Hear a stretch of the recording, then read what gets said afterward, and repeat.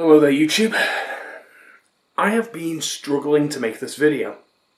Not this video specifically, but honestly any video. The last couple of weeks I have had repeated migraines, and I've been very, very busy. I've had family visiting, so I haven't posted any videos in a couple of weeks, which you may have noticed if you follow the channel.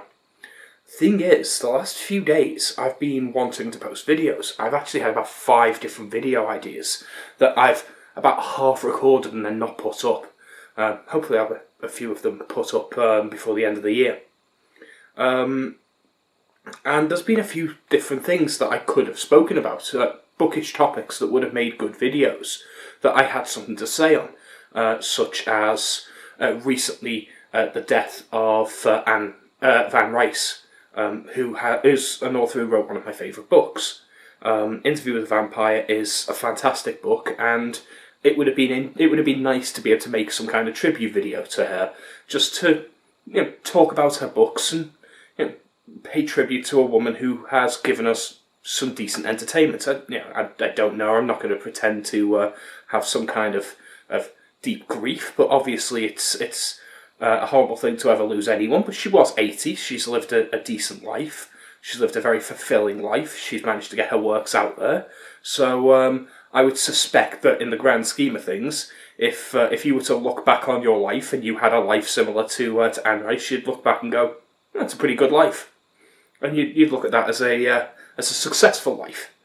So I doubt that she would look back on her life with much regret. Still, it's never good to lose anyone, so thoughts go out to our friends and family, obviously. But at the same time, I didn't want to make a crass video that was just grabbing at a recent topic and trying to milk it. Then there was a news topic that hit that I thought would make for a very interesting video, and I could imagine myself ranting for quite a while on this. And that is that the Orwell estate have gone ahead and allowed a rewrite of 1984. George Orwell's 1984. And it's going to be rewritten from a feminist perspective.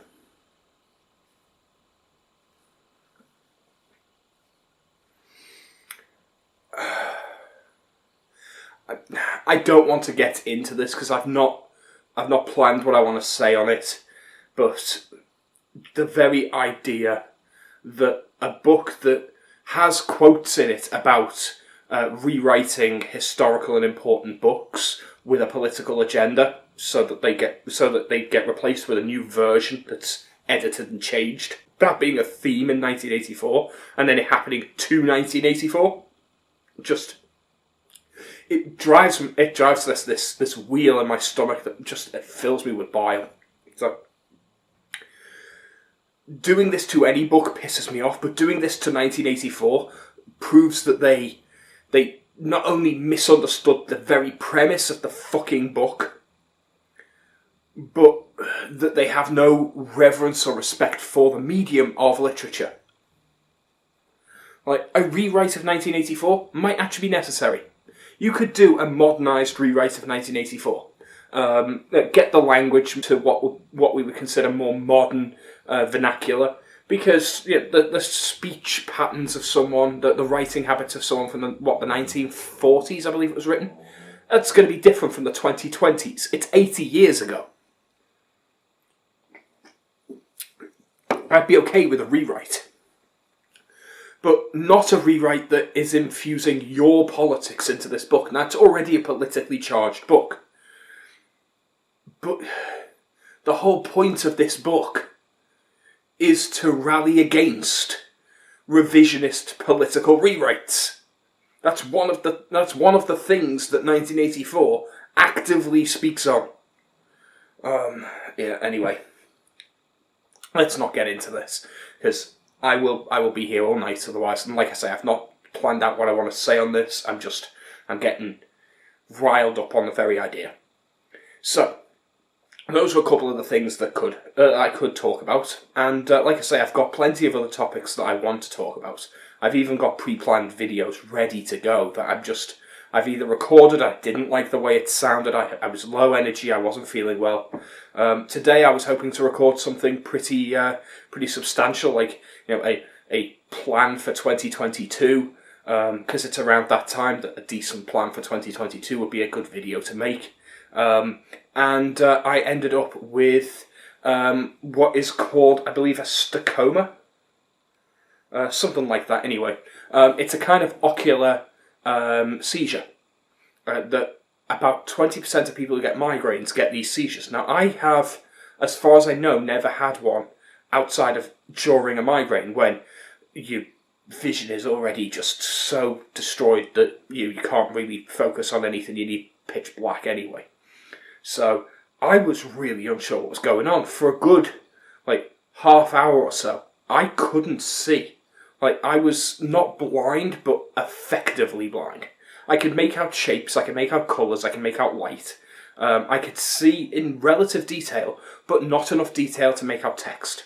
So I couldn't use my phone, I couldn't use a computer, I couldn't really watch TV, and I had kind of a blind spot there in my vision, and kind of colour and flashing lights just kind of constantly twinkling and pulsing around here in my vision. So I only could really see here, and even that wasn't very clear. So my entire visual field was screwed. And I actually picked up a book, and I opened the book, and I could not read. I physically could not read the text. I couldn't make out words. If I stared directly at them, the words on the line I was looking at and the 2 lines below it would actually disappear like a complete blind spot. I could only read if I focused and then tried to read what was about here. So if I was focusing there, I could kind of read this line here, which would have made my reading speed so incredibly slow and so painful and so difficult that I would be effectively blind. It was a terrifying feeling. I kind of expected, I've had seizures of different kinds before. I've had motor function seizures where I'll be twitching and I'll be kind of shivering. I've had those kinds. I've even had a kind of seizure where you cramp and you stay perfectly still. It's like a paralysis seizure. I've had them before as well. My migraines trigger a lot of different things, but I've never had this outside of a migraine. So this scared me a little today. But that's okay. I'm fine now. My vision still feels a bit blurry, I must admit. But I can read. I can read the text on my TV over there. I can read actually no, I can't. It's slightly blurred. I was going to say I can read the titles on my books on my bookshelf, but I actually can't. I know what all the books are because I recognise them, but I actually cannot read the text on those books. So my vision is slightly blurred still. But hopefully that'll go. That'll pass. What's prompted me to actually switch the camera on today, though, is EpicTalez posted a video. And I felt the need to respond. If anything, it's a kick up the arse to actually make me post something on my YouTube channel, because as a booktuber, one of the problems that I have is that I don't read fast enough to make regular videos. You can only make a top 10 or a top 5 if you read 5 or 10 books. And I do not read 5 or 10 books in a week or 2 weeks or whatever. I'm lucky if I read 2 or 3 in a month. I have recently just finished Catching Fire, second in the Hunger Games series. And I am becoming way more forgiving of YA now. This was a really fun read. I really enjoyed it. I would say the original Hunger Games, the first one, is a better book, but this builds on what happened in the Hunger Games well enough. It's a good return to form. The characters are well established. I like some of the new characters that they've introduced. It is a good book.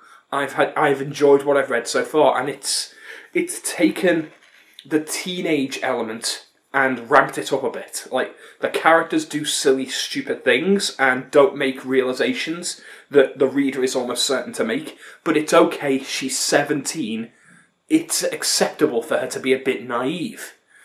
I like this. I like that. I read this in 4 days. And that's the fastest I think I've ever read a book this size. This is 439 pages, and I read it in 4 days.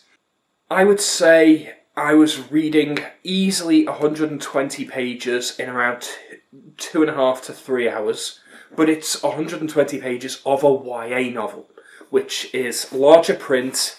It's a lot more dialogue. It's wider margins. It's less words per page. Like 100 pages of this is more like 60 pages of this, which is the book that I am just starting now. And you can tell, if you look, you can tell.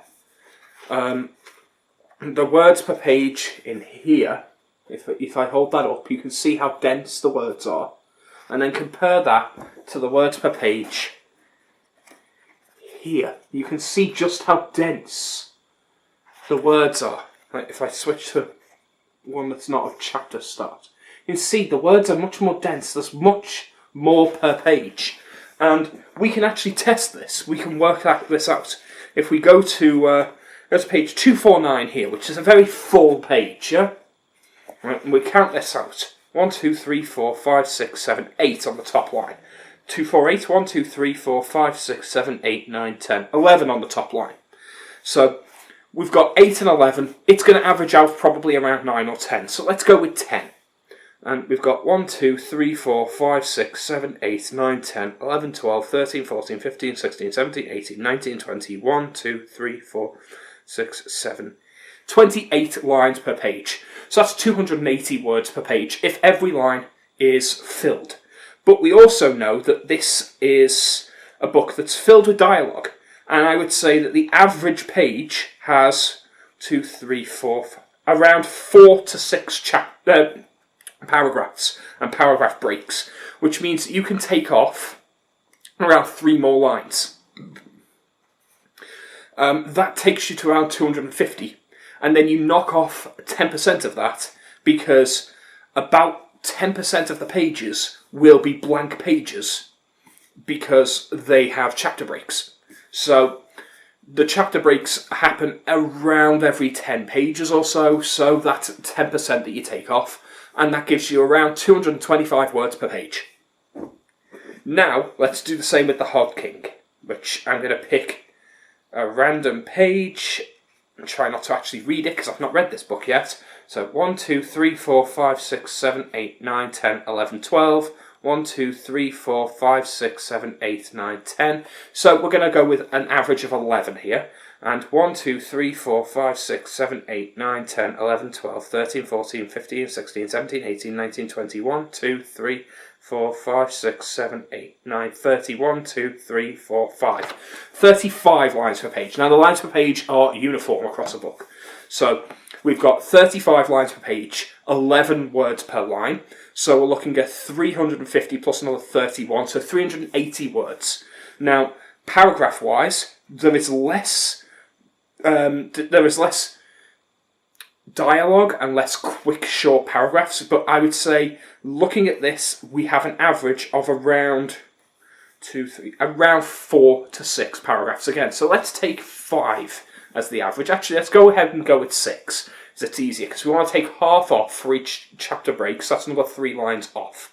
So we're going to go with 33 lines per page, which gives us 33 times 11, 330, plus another 30, 363.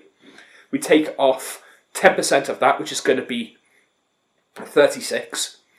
So we've now got 300 and, let's call it 325 for ease. Yeah, it's a nice roundish figure. So we've got 225 and 325. The difference is pretty stark. 100 words per page more. So that's the difference when it comes to reading these books. That's one of the problems that I've had with getting through a lot of books is I'm getting through them at what I feel is a ridiculously slow pace. When I'm only reading 30 pages an hour, it feels disheartening. It feels like you're not getting anywhere. Especially when people go, oh yeah, I can read 100 pages an hour. No, you fucking can't. Like, people will make these claims, like, unless you're reading extremely dialogue-heavy YA or middle grade, there's no way in hell you're getting through 100 pages in an hour. You're just not doing it. I don't believe you. Like, maybe if you're really, really fast reading a book you already know and it's very dialogue heavy, perhaps. I was getting through, I would say, about 55 pages an hour in this, and that was nice. That meant that I could sit there and read for around 2.5 hours, and I would reasonably get through over 100 pages. And that's a new experience for me. I very rarely read that many pages. And when you start reading a book and you stop and you're on page 123 after the first session of reading, you feel like the book is actually getting read. You feel like you're actually making progress. When you pick up something that, to give The Hog King as another example, is almost 600 pages, 568 pages long. When you pick this up and you read for an hour and a half and you're less than 50 pages in, you're like, this is going to take me forever. And you feel disheartened. You don't feel like you're making any real progress, and it makes you less excited to read because it feels like a drudgery. It feels like what you're reading is taking so long that you feel inadequate. And at least that's how I feel.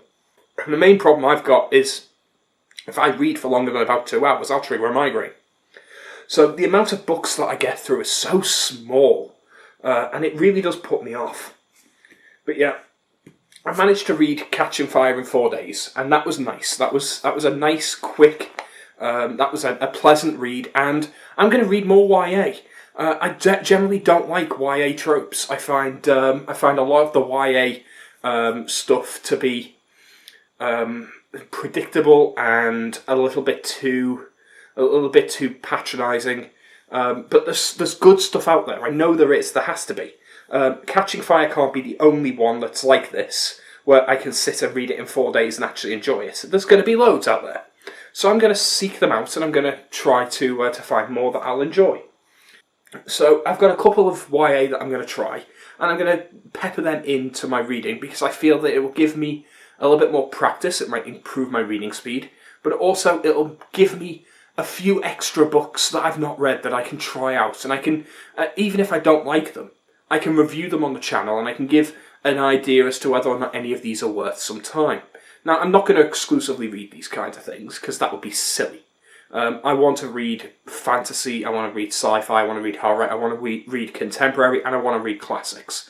But I'm going to pepper in the occasional YA there every now and then as kind of a palate cleanser, a way for me to try some new books that don't take as much effort to read. Something that I can go, I'm going to spend 3 or 4 days reading this book and reasonably expect to finish it. A book that I can finish in a weekend. It's a nice feeling. So I'm going to go for that. But like I say, it was EpicTalez that prompted me to start this. And, give me that boot up the arse to start making bookish videos again. And it's because he made his tag video. Now, he didn't actually do the tag. He instead just created this fairly elaborate and really well edited video where he called out different booktubers and explained why he liked them. And I felt that was better than the tag, honestly. It was more interesting. He highlighted a lot of booktubers that I had never heard of. So there's more channels I'm going to be checking out in the future. That's nice. But I was the last channel he mentioned. And he mentioned me as a political booktuber, which is not inaccurate. It's not what I was aiming for, but it's not inaccurate. I never wanted to be a political booktuber. I actually, if anything, was rallying against the politics of Booktube. That Booktube was becoming too political. And that everyone was talking about books with their political agenda attached to it. That they were approaching all their books with a need to discuss gender politics, identity politics, feminism, Black Lives Matter, the cultural Marxist stuff that I rally against. And I felt that this was becoming too ingrained in Booktube, and I was pushing against it. And the thing is, when you push against politics, you become political by its very nature. When you also then talk about books like Fahrenheit 451 or 1984, Brave New World, those kinds of books, which are also innately political books, you're going to end up being thought of as a political booktuber, which is my own fault, I suppose. some of my biggest videos, or at least some of the videos that I think are my better videos, would be the cancel culture tag video that I did, which was the one that EpicTalez linked to, where I really cut to the bone in that one. I'm purposely antagonistic in that because I want to make a point. I want to make a point of it. I'm purposely cutting close to the bone to make a point. Another one that I feel I did a really good job on was the J.K. Rowling video, where I stayed remarkably calm despite the subject matter, and I feel that that video highlights a political issue in Booktube that has ruined Booktube for a lot of people and is damaging the bookish experience. I actually hope that when I review books, I can review them apolitically. One of the things that would annoy me is if I found that I was inserting my politics into book reviews to the extent where if you don't share my politics, my book reviews become useless to you. That would really bug me. I hope that I never fall into that trap, and I would gladly accept criticism from others who feel I do. Now, one of the things that Epic does do at the beginning is he mentions that I'm a right-wing booktuber. Now, I don't consider myself right-wing. In fact, I consider myself left-wing. Though, again, when I say left-wing, that term is often misconstrued. I consider myself classically left-wing, and very recently I have become conservative in some of my views, but I don't consider myself classically right-wing. The problem with that is that we're talking about different interpretations of left and right-wing across different countries. And what I consider to be right-wing here in the UK is not going to be the same as what you consider to be right-wing in Australia or America or Japan or mainland Europe. They're going to be different across the board. Especially when you consider that a lot of people are talking about political, cultural issues or issues of civil liberties, whereas a lot of what I consider to be the bedrock of politics is fiscal politics. So things like healthcare reforms, police funding, welfare states, things like that. That's how I would define left and right wing. I've done a whole video on how you define left and right wing, which again, I'm going to link all the videos I'm talking about in the description, because I've made quite a few videos that are political. So EpicTalez was very right in saying that I'm a political booktuber. I have sunk into political discussion quite a lot, and I feel that the reason I've done this, I never remember to mute Discord, do I?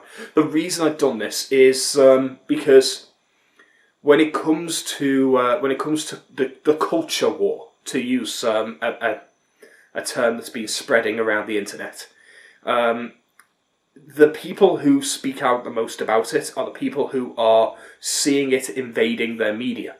Now, I would say there are a lot of people who are moderately right-wing, or at least seem to be on the right, who are doing similar things to what I'm doing.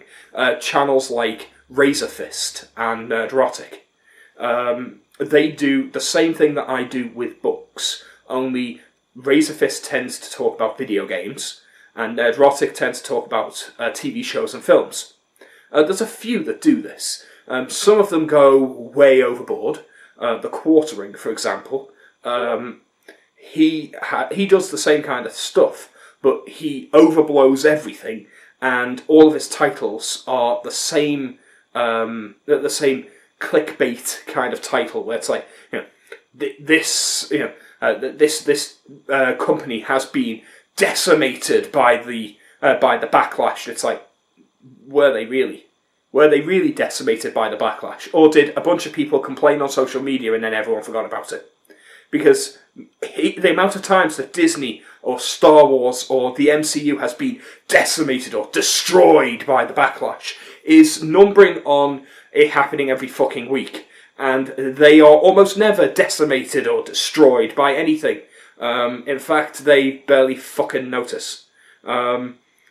Some of the channels that take this way too far are just hilarious in retrospect. When you look at the ones that have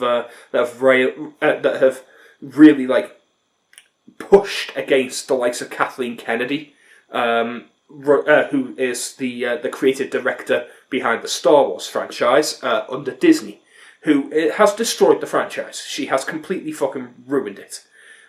So yeah, there's a reason to rally against her. But the amount of times that she has been destroyed and decimated according to these titles is hilarious. Because not only has she not been destroyed or decimated, or is likely to be fired any minute, the way these videos are portraying it, but her contract's been renewed. So Disney are keeping her on, and they're keeping her on for a long time now. She's likely to still be ruining the franchise for years to come, and she's also now going to ruin Indiana Jones as well, because she's making the next one of them. So, yeah, Kathleen Kennedy is not going anywhere. She's going to continue to ruin these franchises. If you still love them, tough shit, they are now crap. That's just reality. Now, I rally against this kind of stuff in books, because books is one of those things where, I mean, it's a fairly new hobby for me, but it's one of those things where I can see how you can change literature, at least modern contemporary literature, without needing to change big corporations. I don't need to rally against Disney or Sony or EA or Warner Brothers or anything like that. I don't need to complain that the CW are making this feminist-driven dribble of a TV show. I don't need to complain that Activision or Naughty Dog are sticking stupid political messages into their video games. I can ignore all of that when it comes to reading, because the only thing that matters with books is the author. You can directly talk to an author. Like, many booktubers with only, 10,000 subscribers. 10,000 subscribers sounds like a lot, but I'm already on 1.1 thousand subscribers. 10,000 is only one order of magnitude bigger. It is actually it is actually entirely within my grasp to hit 10,000 subscribers. I'm not expecting to do it anytime soon, but it could happen. I could get that level of subscriber base. If I consistently post videos, it's entirely reasonable that could happen. I know plenty of booktubers who have had less subscribers than me when I started watching them, and within a year or two, they were at 10,000 or more. I could be there too, and if I got to that level, I could legitimately sit down and have a conversation with Jim Butcher or with Brendan Sanderson. I could sit there and have a conversation with these. I can literally go to the channel of Patrick Rothfuss or Brian Lee Durfee, and I can sit there and have a conversation with them in the comment section. I can talk to these people. Hell, I have more subscribers than Brian Lee Durfee, which, by the way, is a fucking travesty, because he's a great booktuber and a great author. So you should be following him. But yeah, these people are entirely within our grasp. We can talk to these people. And that means we can change things, because now the publishing industry is not big company based. It's still got a lot of big publishers. It's like big 6 main publishers. And in sci-fi fantasy, there's a few standout publishing houses. There's Saga Press, there's Tor, there's Orbit, there's a few others. But there's a few that all stand out, that you'll recognise the logos of, that'll appear on fair few of your books. And you'll start to realise that it's the same companies. But with the ease in which you can do self-publishing, you can change the politics of books very easily. Like, one booktuber with 5,000 subscribers who actively pushes politically neutral or politically responsible books and rallies against feminist dribble and identity politics pandering bullshit that's just trying to divide people and make people unhappy. Someone who does that could legitimately change sales. They could make a difference. So yeah, this is something that I do feel is important. I do feel that there's a good reason to be politically motivated on Booktube. And I don't like that that's true. I want to be able to just take a book and recommend it on its own merits, but I do think that one of the things that's ruining media at the moment is the culture war. And it's this, there's this sentiment within Marxism that states that the Marxist revolution will only start when we have this class warfare, and people realised very quickly into the beginnings of Marxist theory that the class war wasn't happening. You couldn't convince the populace to rise up because they had too much bread and circuses. That was the case, basically. They had too much food, comfort, and entertainment. So the only way that you can effectively make the populace rise up is if you remove their escapism.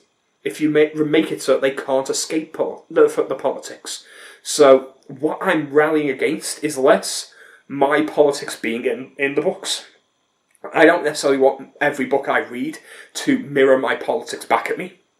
What I want is for the books to not have politics in them, outside of the politics that is part of their world. Like, Game of Thrones has politics in it, but it's not our world's politics, it's its world's politics. You don't pick whether or not you're on the side of the Lannisters or the Starks based on whether or not they're right or left wing. That's not how this works. That's the kind of thing that I'm talking about. I want to be able to read a book and be completely immersed in its world without going, oh well, that bad guy, that evil emperor, is clearly an allegory for Donald Trump because these people lack any imagination and they think Donald Trump is fucking Voldemort. That pisses me off because it's boring, it's lazy, and it makes it so you don't have the escapism that entertainment is supposed to give you from the political world. And Marxism wants you to have none of that escapism, because if you don't have that escapism, that's when you're more likely to push back against issues in your life, things that are genuinely unimportant, but that you will be rallied towards making important because you see it all the time and it's bombarding you all the time. That's what identity politics has become. Identity politics is a reaction to not being able to step away from politics when everything that you are exposed to is about your gender or your sexuality or your race. Then it's all you think about. And this is where I come to the clip that EpicTalez played. Now, that clip, I still stand by what I said, but I feel that there is a little bit of nuance that I'm missing. And that is that I feel that labels have been given too much power. Now, I think that there is way too much emphasis placed on individual words. And a good example of that is the word queer. Queer was always used as an insult. It literally meant strange and odd. So queer was an insult. You are strange. You are weird. That's what it meant. But the gay people, they took that word and they reclaimed it and they owned it as their own. And they made that into their own signifier. It lost all of its power because if you called them queer, they went, yes, we're queer and we're proud. There is another word that people have claimed they've reclaimed, but they haven't. And that's the word nigger. And yeah, you knew this was coming. The thing is, people will claim they've reclaimed this word. They'll stick it in rap lyrics, and they'll use it all the time. Two black people will greet each other, and they'll call each other my nigger all the time without ever thinking about it. The thing is, if you're black right now, you're probably already feeling it, like that tension, because I've said the word already. I've said it twice. I'm going to say it more. I'm going to say it at least a few more times in this video. It's going to make you... And I know it is. I know it is. It's not your fault. It's not my fault either. It's the fault of mass media, and it's the fault of the political establishments that have made that word so powerful that it offends you to your very core for no reason at all. Like, if you've reclaimed that word, then it should have the same effect as the word queer does on gay people, where they just use it without question. Like, we have TV shows called Queer Eye for the Straight Guy. No one would ever consider naming a TV show Nigger Style for the White Cracker. No one would ever think of doing that. Now, let's be fair. There is a much bigger historical element to that word, though. And that's the problem, is that I think I've overstressed that the word is just a word. And it's largely because this is Britain that we're talking about. Like, I'm British, and this is Britain that we're talking about. Britain doesn't have the same the same history, the same issues with race that America has. And America has a big problem in its history with race relations. Britain doesn't have this. Race relations has never been a problem in Britain. Slavery also isn't a race issue in Britain. It never has been. We had Irish slaves and Scottish slaves and Polish slaves and things like that in Britain all the time, because slavery was something that every nation did to each other. We were invaded by the Vikings, and the Vikings enslaved the Britons. So British people were slaves.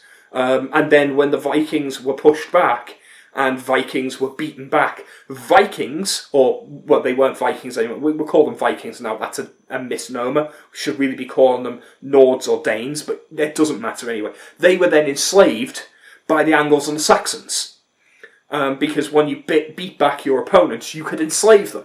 That was something that was done. It wasn't until the 11th century in Britain where slavery was outlawed. And it was an interesting thing, but Britain was one of the first countries to ever outlaw slavery, and it was back in the 11th century, which means that this was way before the transatlantic slave trade. And whilst British seamen and British merchant travellers were involved in the slave trade, no ship sailing a British flag was ever involved in moving slaves back to Britain, because that would have been illegal.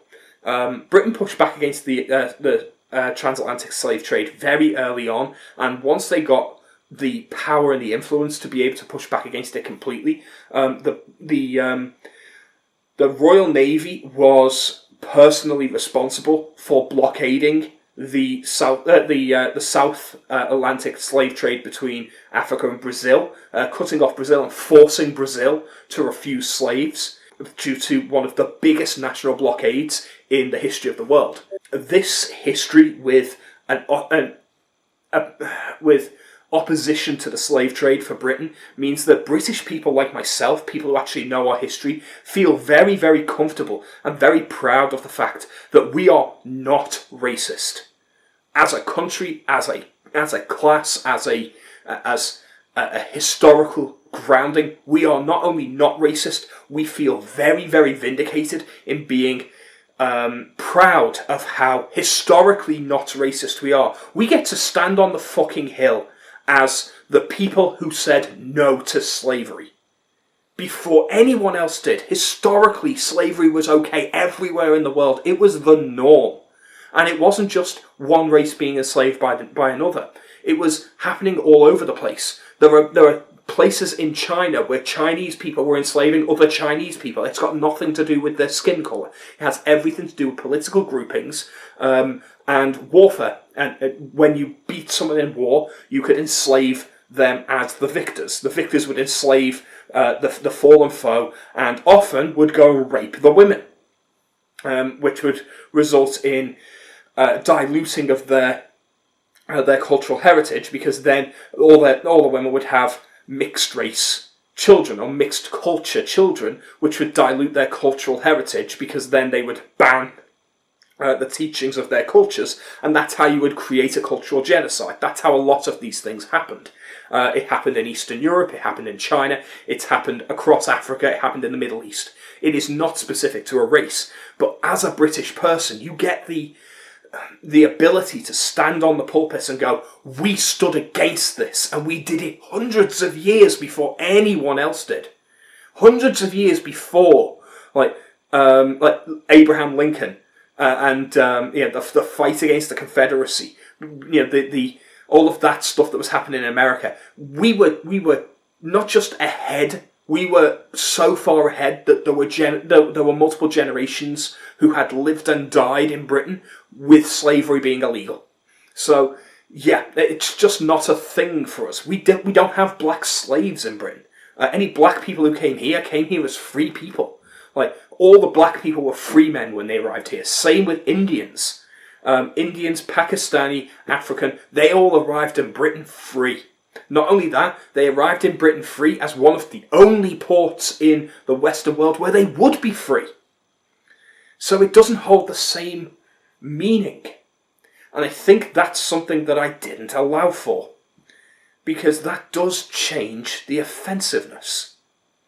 The thing is, my point still stands. nigger is just a word. And if you're offended by it, that's on you.